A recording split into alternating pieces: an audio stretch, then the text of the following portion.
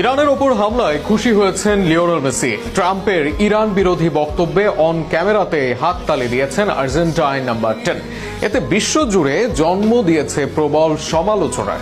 একে তো মানবতাকে বুড়ো আঙ্গুল দেখানো ট্রাম্পের সাথে এমন সময় সাক্ষাৎ যা ট্রাম্পের গ্রহণযোগ্যতা বাড়াতে সাহায্য করছে, অন্যদিকে তাদের প্রাণ কেড়ে নেওয়া হামলাকেও এক প্রকার সমর্থন দিলেন মেসি।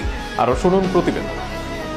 মার্কিন যুক্তরাষ্ট্রের প্রেসিডেন্ট ডোনাল্ড ট্রাম্পের পাশে দাঁড়িয়ে ইরানে হামলা নিয়ে দেওয়া বক্তব্যে হাততালি দেওয়ায় বিশ্বজুড়ে সমালোচনার মুখে পড়েছেন Argentine football superstar Lionel Messi.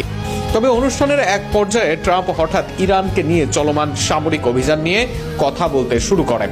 তিনি দাবি করেন, যুক্তরাষ্ট্র ও ইসরায়েলের যৌথ বাহিনী ইরানের বিরুদ্ধে হামলায় শত্রুকে সম্পূর্ণভাবে ধ্বংস করছে এবং মার্কিন সামরিক বাহিনী বিশ্বের সবচেয়ে শক্তিশালী।